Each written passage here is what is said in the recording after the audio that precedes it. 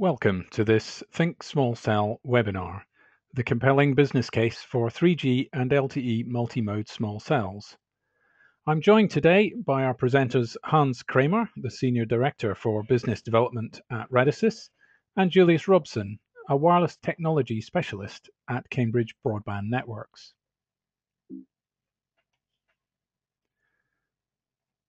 Our agenda today will start with a short introduction from myself, just explaining the scope and definition of what we mean by multimode small cell, and then I'll hand over to Hans Kramer, who'll talk about the market drivers and technology for multimode small cells.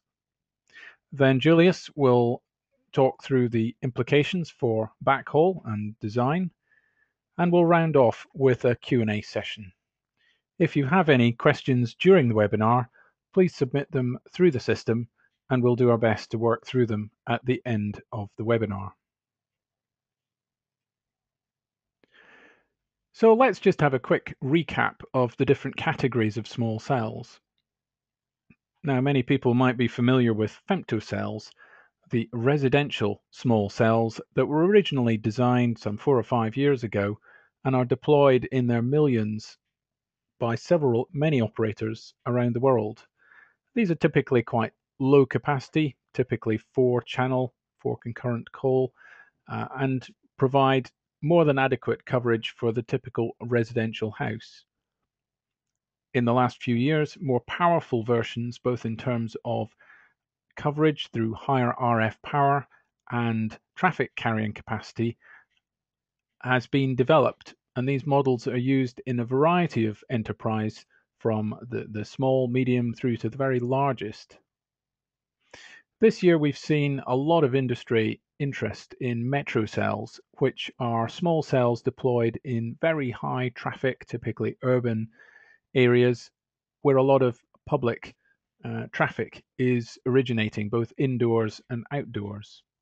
And last but not least, small cells also enable mobile phone coverage in very rural and very remote parts of the country, both in the developing and developed world. However, today, when we talk about multimode small cells, we're principally focusing on capacity, and therefore these tend to focus on the metro cell class of small cell. A second way of looking at this issue is to address the different types of radio access technology used in small cells today. Principally, 3G in licensed spectrum is what we're seeing most of, but we're also seeing the introduction of 4G or LTE small cells, particularly as part of an LTE rollout in these dense urban environments. And we shouldn't forget that there's been a significant growth in the amount of Wi-Fi being deployed, not only in residential and office environments, but again in by carriers directly in order to offload traffic from their networks. The other axis of this chart highlights the difference between planned and unplanned deployments. When we've looked at residential femtocells in the past, network planners had little idea where these are going to appear on the network, because any consumer can buy them, install them, switch them on, and they just appear. Whereas metro cells and rural cells are very much planned, and the location is very carefully predetermined prior to the installation. Enterprise femtocells fall somewhere in between, because although the building or the campus where the enterprise femtocells are going to be deployed may be known to the network planner, the precise location within the buildings may not. And what we're seeing for LTE is that typically the initial rollout and the initial emphasis is in these high traffic areas where metro cells and also some rural LTE coverage is of interest. When we look at multimode small cells, we're typically concentrating on these metro cells, which could be 3G, 4G, and optionally with Wi-Fi, all in the same small cell unit. So with that quick introduction and recap of the definition of multimode small cells, I'm now going to hand over to Hans Kramer of Radisys, who'll talk about the market drivers and technology of multimode small cells. Over to you, Hans. Thanks, David, and welcome everybody to this webinar. First angle I'd like to take is talk a little bit about the motivation for small cell deployments. And there are two key areas where small cells really provide a very good solution. One is around coverage. The other one is around capacity. So if you look at the problem in some of the network infrastructures today, they are set areas where there are coverage holes. There are also problem areas for hotspot zones, where there's a very large number of subscribers, both 3G, LTE, or Wi-Fi enabled, and insufficient capacity and coverage for the macro. And the other area that's also a problem is rural areas. Small cells provide basic service and actually are a good alternative to RF repeaters. The benefits, of course, enabling this technology is you have reduced churn of subscribers, which amounts to having longer customer lifetime value. Unlike repeaters, the small cells are also able to increase capacity.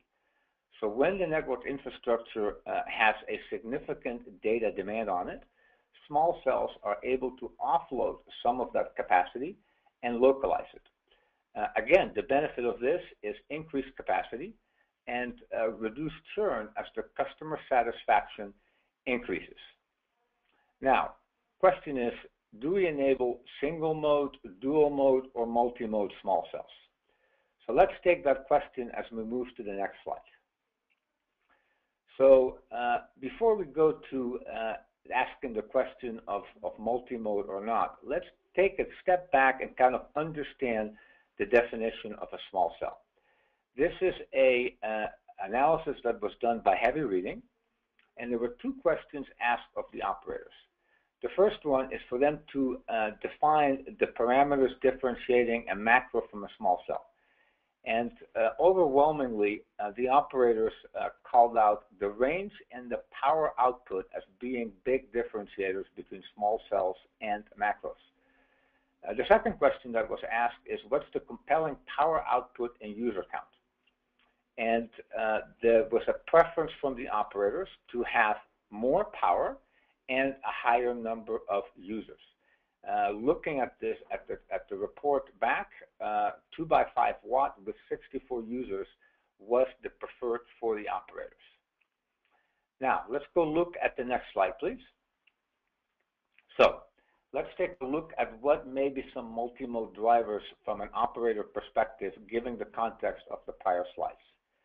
On the right-hand side, I've shown a cost of deploying a small cell. And if you look at it, there is a personnel cost, transmission, maintenance and repair, services, and other costs. The main cost drivers are the cost of transmission and site leases, averaging from 50 to as high as 75% of the cost. So every time a device is installed, the main cost is really around transmission and site. That drives then the desire to combine technologies into a single device. Let's look at what that means. One is a value of combining technologies into a single device. We have reduced operational costs. One, there is only a single site acquisition and leasing cost. There's only a single installation and one backhaul that gets shared. That reduces operational costs. On the CapEx cost, you also have savings. You have the ability to leverage a single enclosure, share power between the multi-mode devices, and in some cases, even shared memory.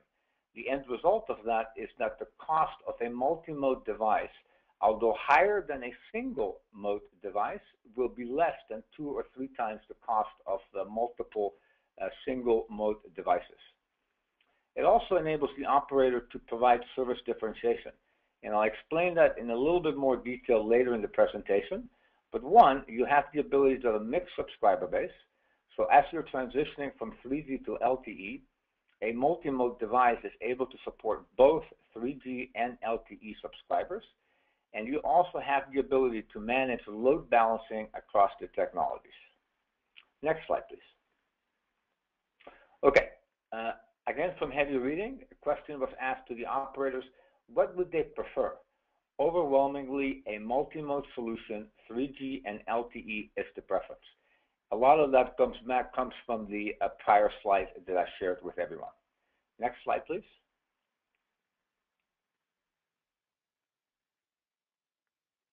All right, now let's assess the technologies. So I've taken a view on where the technology is today. So in 2012, the technology that's mostly available are discrete modules. So you have basically two distinct building blocks, a 3G and an LTE. They are not related to each other. They're basically two standalone devices. You can put them on a single enclosure, so you get the benefits of shared power, reduced cost of the enclosure, shared backhaul. All of that is available today. As we evolve into 2013, you'll see a combination of things, both stage 2 and stage 3. First, you're starting to see in the industry integrated hardware. This means that the silicon for 3G and LTE are put on a single board, and again, you are sharing power, sharing enclosure, and the backhaul. It is a reduced cost over stage 1, where you have two discrete modules. So we're starting to see some availability of integrated hardware. Ultimately, starting in 2014, maybe even as early as the end of 2013, you'll have a single silicon solution that supports both 3G and LTE at the same time. That actually is the lowest possible cost solution, lowest power, and the best price performance. That technology is in active development today, and I expect that will be available, as I said, at the end of 2013, early 2014. Next, please.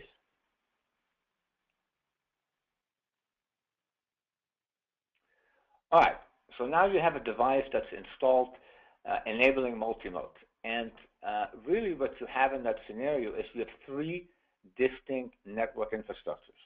You have a 3G core network, you have the Wi-Fi infrastructure, and you have the LTE infrastructure. And there is no intelligence among those three networks. So what you have is in the event where you have a device that is also multimode to access to the small cell, it may be assigned to either the LTE or the 3G network, regardless of the loading on that network. It does provide connectivity, it does provide capacity, but there is an additional advantage if we're able to look at this network infrastructure in a more holistic view. And I'll share with you what I mean in the next slide, please.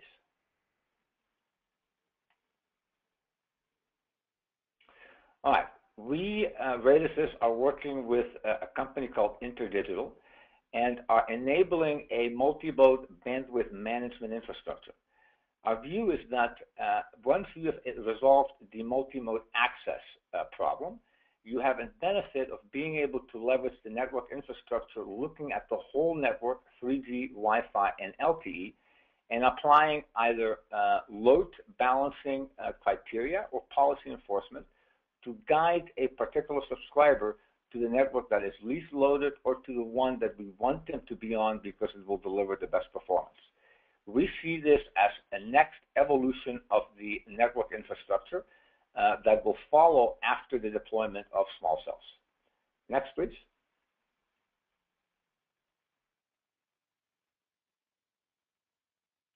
All right, so I've kind of walked through the different scenarios. Now let's go look at what are the challenges of enabling multi-mode small cells.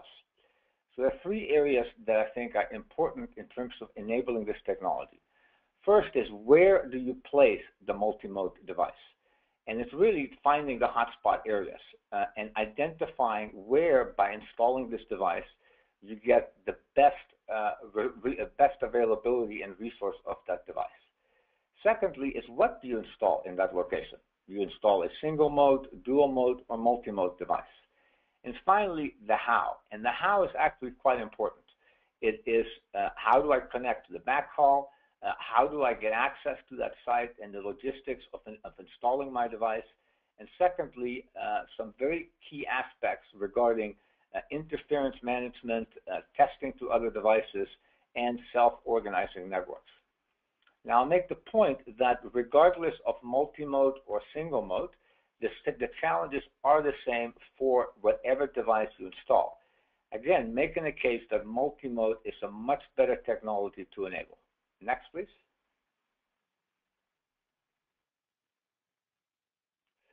All right, so I kind of shared the view and the challenges, but let's ask the operators what they view are the challenges. And again, this is from a heavy reading report. There are two key areas that operators see challenges. First one, which we've talked about extensively, is logistics and deployment model. And it's really around the cost of the site acquisition and the deployment model. And as you can see, it's almost half the cost of enabling a small cell. The other significant aspect is the ability for the macro and the small cell to coordinate with each other. And that actually is a very important aspect in terms of being able to hand over from the macro to the small cell, to hand over back to the macro cell, being able to handle voice calls if this is a data-only small cell. And again, the point I'll make is multi-mode devices are preferred because they're able to coordinate and bridge the gap between the LTE and the 3G network. Next slide, please.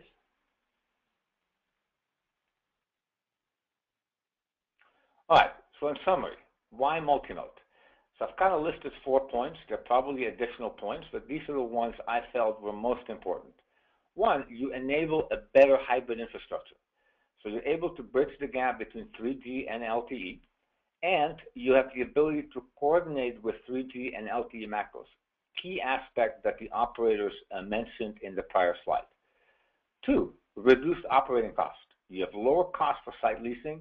You have installation and backhaul, which tend to be much cheaper than if you install multiple devices. Reduce CapEx, being able to leverage enclosure, power, memory. So yes, multi-mode devices are more expensive than single-mode devices, but I'll make the argument that they're less than 2 times the cost of a single-mode device, and prices will continue to drop. And finally, the ability to provide service differentiation. So I'll go back to the slide that I had where we talked about our relationship with IDCC. You have a mixed subscriber base, so you're able to satisfy LTE, 3G, and Wi-Fi, and that is a value. And ultimately, you also have the ability over time to manage and load balance across the technologies. So our view is that operators' preference will be towards multi-mode, and over time, that will be the majority of the installations that take place. David, back to you. Thanks very much, Hans.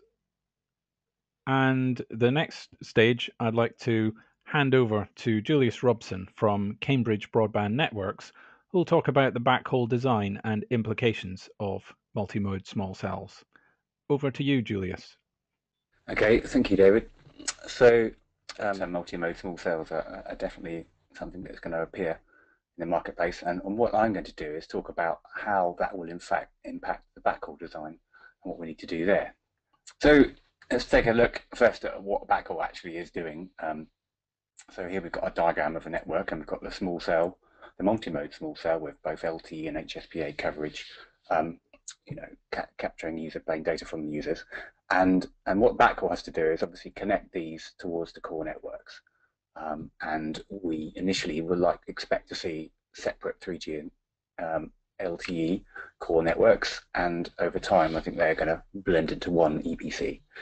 But so what backhaul has to do is provide that connection, and it's not just simply a matter of connecting things up and then working. There are different properties of that connection, such as the capacity, the latency, availability, features like QoS differentiation and synchronization support. So these are all the features which we're going to talk about, and how multi-mode might change those characteristics.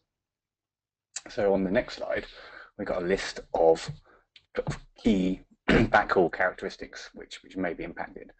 And on the next slide, we can see that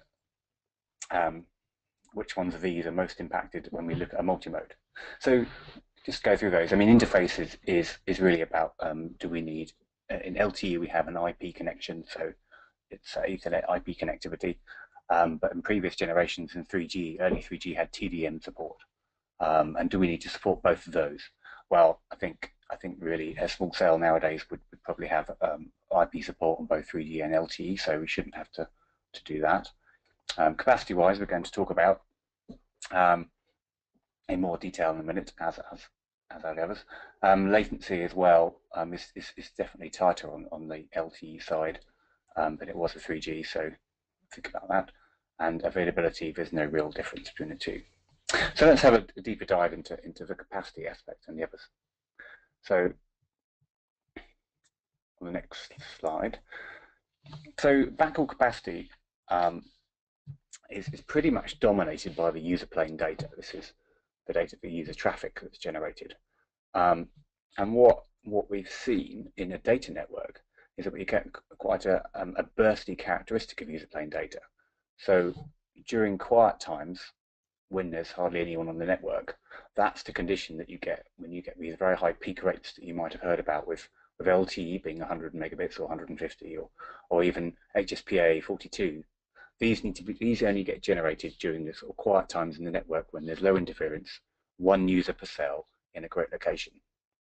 So counterintuitively, when the network is busy and there's lots of users being served by a cell, then you tend to actually get a lower backhaul throughput. And that's because you've got a number of users in different positions, some at cell edge with poor conditions and some are good. And the overall effect of this is the averaging is much lower. So considering the backhaul to a single cell, we have these two kind of times, quiet time and busy time. And this kind of creates a sort of bursty characteristic to the backhaul capacity requirement. Now, the NGMN has done some work to give guidelines on how much capacity comes out of different types of small RAN, and you can see the graph in the middle there. So we can see a quiet time peak figure, which is the most traffic you can generate, and also a busy time loaded figure. I should mention that these do also include overheads for transport protocols and X2 signaling and all these sorts of things. And if you want further information, you can see a link to a white paper on there. So what's important is when we consider where we've got a multimode small cell, we've got LTE and HSPA. How do we combine these figures together? Do we just add them up, or is there another way to do it? So on the next slide, we can see a graph. We can see on the bottom left, below the picture of the small cells, we can see a sort of traffic profile with busy time on the left and quiet time peaks on the right. We can see those traffic profiles for both HSPA and LTE cells in the multimode small cell. And on the right, we can see how those add up. So during the busy time, both cells are likely to be busy at the same time, so we add up the two figures. But during the quiet time, the peaks come sort of relatively rare, and also the peaks occur when there's low interference, so generally not when there's other signals being transmitted. So it's unlikely that they will occur simultaneously. And therefore, when we consider the peak capacity, we only take the larger of the two peaks, whereas when we're considering the busy time, we add them all up. Now, these sorts of sums are normally only done sort of further towards the core network, where lots and lots of traffic is being aggregated. But in the multimode, we have to consider this right on the first link. And we can see in this case, and this is sort of semi-realistic traffic that's been simulated, that actually the LTE peak would dominate in a 3G LTE small cell. And that would be something like 80 megabits. And it really depends, the total amount of provisioning would depend on what the operator wants to advertise in terms of an up to data rate. So if they want to say we support up to 50 megabits, then that would be the number of capacity provisioning. So we provided this graph of equation of how you'd add up the different traffic, so the maximum of the sums of the busy times or the individual peaks. So that's the traffic. So a next slide, we can see.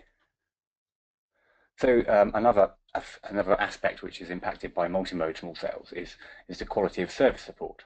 So quality of service support means, well, in the backhaul we call it class of service, and these are basically different ways to label traffic, so they get prioritized during times of congestion. So obviously, you know, during a time of congestion on the backhaul, you definitely want your network signaling to be getting through, and your voice traffic, whereas your best effort peer-to-peer file sharing perhaps could be deprioritized or queued up until a quieter time. So it's essential to keep the signaling traffic going through. Now, when we have a multimode, obviously we've got 3G signaling and we've got LTE signaling, and well, I mean, we've shown here a table including 2G signaling as well, but that's unlikely to be the case for a small cell. And what's important is that when you map your different RAN types of traffic onto your backhaul, you have to give them a class of service, and typically there's only a small number of classes. And what's important is that you maintain consistent mapping throughout your end-to-end backhaul connection, because if you imagine that we change our priorities as we go through the network, then certain types of traffic might be dropped early on and then dropped later, or it's a bit inefficient. So the NGMN has also done some work surveying different operators and asking them what they think of their priorities, and how they all map their different types of traffic onto big classes of service. And this is what this table is showing here, with sort of 4 what we call colors: C1, C2, C3, and C8 being a best effort.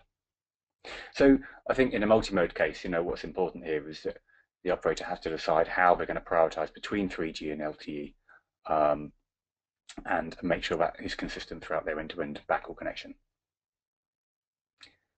Okay.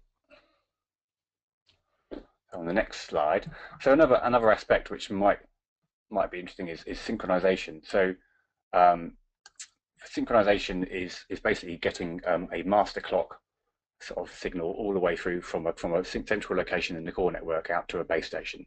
Now, all networks need basic frequency synchronization, because that is required to ensure carrier stability for regulatory reasons. Make sure your transmission is right in the middle of your allocated block. Now, the new technology in LTE, especially with TDD and comp and these sort of techniques, require synchronized transmissions from a set of base stations. Then you need a much more difficult phase synchronization, which is much tighter and requires high performance over your backhaul connection to get that master timing to the base stations with enough accuracy.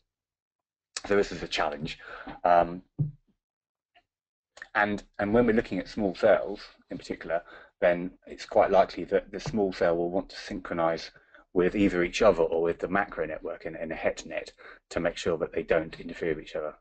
So it's quite likely that as we go on, that phase sync will be needed. And the point of this diagram is in the multimode case, you know, we're likely to need separate clocks for the 3G and the LTE part, which would mean multiple sync domains. Now, if that synchronization is being carried over a packet type protocol like PTP or NTP, then you know that should be fine.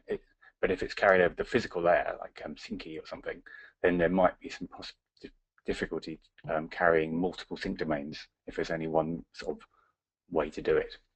So that's it's important that with Backhaul can support that feature for the sync. Okay. And next, so just a quick look really at the different types of small cell backhaul solutions here. You know, we've got wired solutions, fiber and DSL are both being proposed. Fiber, definitely use it if it's there. But the problem, of course, of wired solutions is they don't always go to where you need them. And you know, if the fiber cabinet's across the street, then it's a lot of digging to do. So wireless solutions are being looked at for small cell backhaul, and there's lots of interest in those. And you know, of the wireless solutions, one of the key differentiators is the carrier frequency at which they operate, and this determines whether you can have non-line of sight propagation, getting around obstacles and buildings. So you need low frequencies for that, or whether you have high frequencies where there's much more spectrum available for high capacity, but on the other hand, they only support not line of sight communications. So there's a range of different solutions. Just like to point out that the microwave we've highlighted because that's Cambridge supports Cambridge's product is a multi-point microwave solution. And another aspect which differentiates to the wireless solutions is the type of licensing arrangement on the spectrum. This has a big impact, obviously, on the cost that you'll pay, so and the amount of hassle you have. So the traditional microwave links would have point-to-point license, link licensed, which means every single link you need to buy and arrange a new license for, which might be a bit impractical if you're constantly rolling out new links, new small cell sites. So an area license approach, such as in the multi-point case, is more flexible here. There are other types of arrangement, like unlicensed spectrum. We know all about Wi-Fi and how it's free, but you get what you pay for really for that. So and up at higher frequencies, like at the unlicensed band 60 gigahertz, they're hoping that the strong attenuation of the signals there will mean that there's not a problem with the unlicensed arrangement. Okay, so just a few words on solutions there. And finally, here's a summary of how multimode will impact with different types of backhaul requirement. So as we saw in the beginning, the interface type, they should be all IP. Capacity-wise, it looks like LTE, the peak, is going to dominate when you have a 3G LTE small cell. So really, from a single link point of view, that capacity for, if you provision for LTE, you get HSPA almost for free.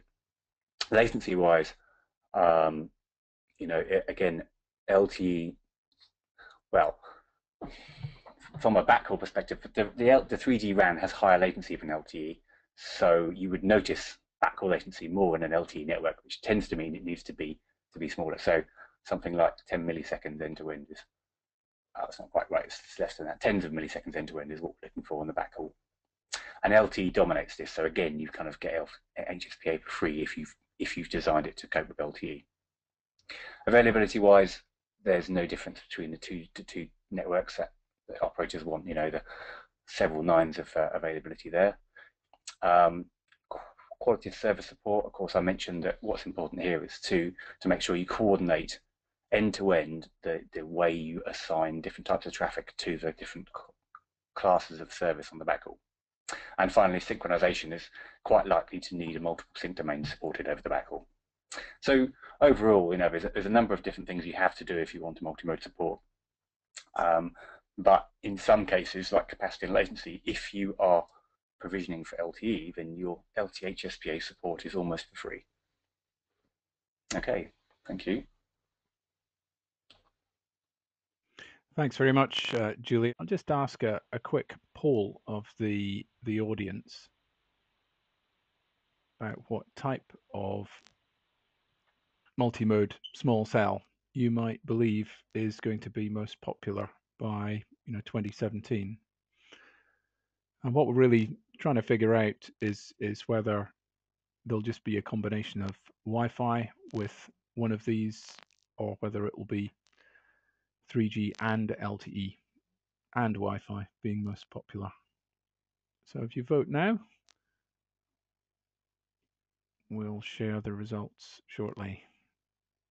Okay, thanks very much for voting. It's about 2/3 believe there would be 3G with LTE and Wi-Fi, whereas 1/3 believe it will either be 3G or LTE with optional Wi-Fi.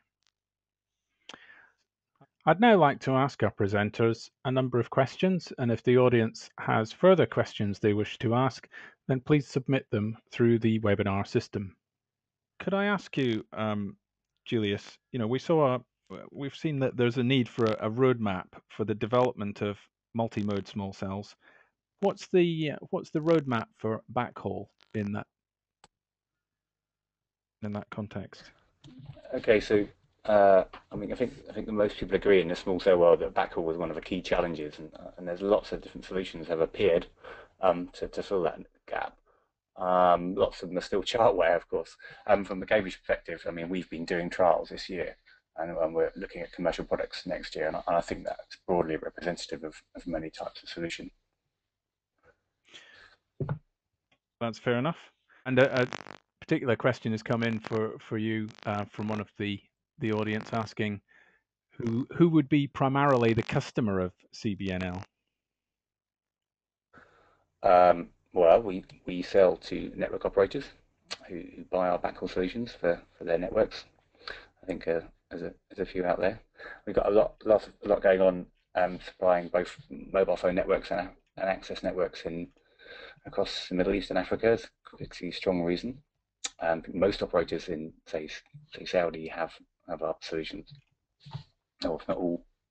We're also seeing some traction in Western Europe, of course, with the small cell rollout, and we've had a trial in London just this year gone.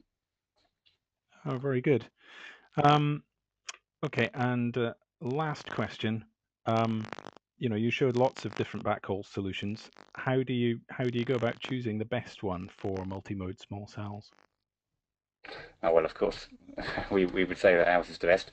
I think for multimode in particular, what we're seeing is, you're putting two RANs together, obviously for increased overall capacity, and I think that points you towards the sort of higher performance types of backhaul, both capacity and, as we've seen, for latency needed for LTE. And if that's your sort of, if you're looking for performance, and you're tending to look towards the higher frequencies where there's more spectrum, like microwave or perhaps even millimeter wave. And we have these non-null site solutions, which of course have the excellent coverage. And so for the sites that are really hard to reach, that would perhaps be your choice. But in those cases, we'll have to deal with the performance limitations of the backhaul. So maybe multimode doesn't apply if you're going to use that type of backhaul. Fair enough. Okay, thanks very much, Julius. Hans, if multimode small cells make so much sense today, why are they not being deployed already? Thanks, David. That's a very good question. I think my view is, as I shared with you on the technology aspect of multimodes, there is a huge drive and desire to install multimode devices, but the technology is not quite ready for that yet. So you're starting to see devices, as I shared in my slides, where you have standalone boxes being put together, but ultimately the desire is to enable the integrated silicon supporting both 3G, LTE, and Wi-Fi. And that technology will become available at the end of 2013, early 2014, and that is where you will start to see a stronger deployment of multimode small cells. Thanks, Hans. Do you see a need for both TDD and FDD LTE small cells? That is a very good and interesting question, David. So yeah, I think we absolutely need to enable that technology. And the bigger reason, I think, is because it's not clear yet what will be the biggest deployment between FDD and TDD. So there have been scenarios that I've seen where having a combined FDD and TDD multimode solution may be very effective, where the TDD may be used as a backhaul technology. So yeah, I do see a need for that, and as the technology evolves and the market continues to grow, we will see both TDD and FDD multimode solutions. Julius, how do you see LTE Advanced affecting the backhaul?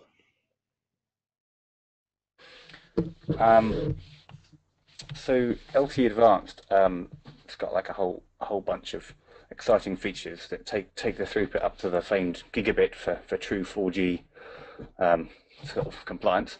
And those things like 8x8 MIMO and aggregation, carrier aggregation up to 100 megahertz.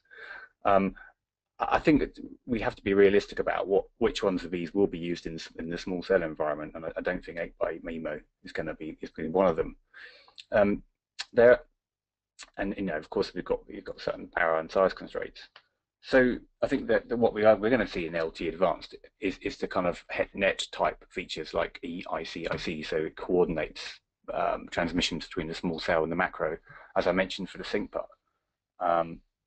And that's the sort of thing that's going to be used now, and therefore I don't think we're going to see massive increase in sort of capacity required from the backhaul for LTE Advanced. Because if you think about it, actually the coordination things like EIC, what they're doing is effectively stopping you transmitting at certain times and frequencies, which is actually likely to reduce the capacity from a small cell but overall the capacity of a network is bigger because there's less interference. And Hans, the same question for you. How do you see LTE Advanced affecting multimode small cells? Yeah, very good point. So, a couple of things. One, I believe that all the deployments that will take place in the short term will be mainly Release 9 focused. And the design of those devices needs to be in such a way that sufficient CPU headroom remains to allow upgrades to LTE Advanced and other technologies. As technology continues to evolve, the small cells need to be able to adjust, and the way that that will take place is via software upgrades. Small cells will play a very big role. Not sure they will be enabled to support the very, very high data throughput rates because of the power requirements and others, but clearly there are some significant advantages in LTE Advanced that will also be enabled on small cells.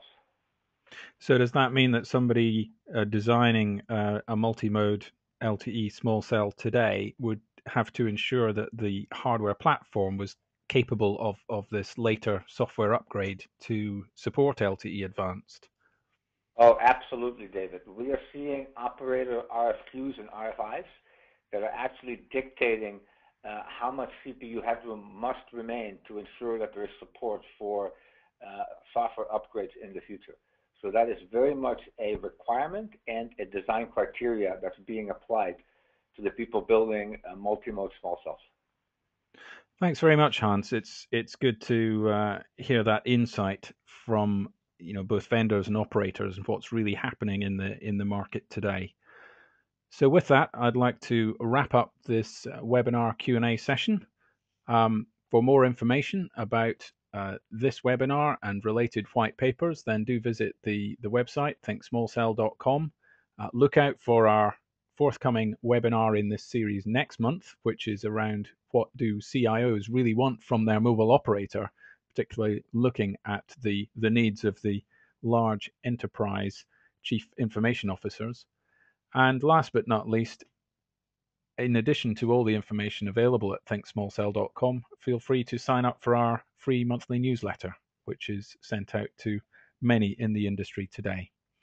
And with that, I'd like to thank our speakers, Hans Kramer from Radisys and Julius Robson from Cambridge Broadband Networks, for their time today. And last but not least, thank our viewers for watching this webinar. Thanks very much.